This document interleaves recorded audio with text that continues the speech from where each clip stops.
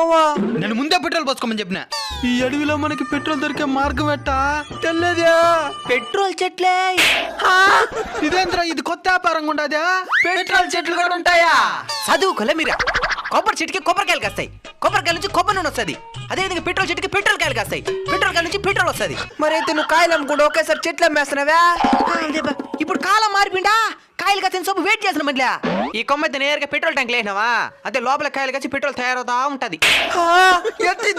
5,000. 5,000 తెలివి లేదా నీకా? ఇంక జీవితాంతం మనం పెట్రోల్ పోయే సంవత్సరం ఇచ్చారా?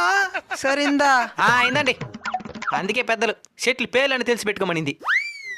పెట్రోల్ వాసనే వస్తున్నది.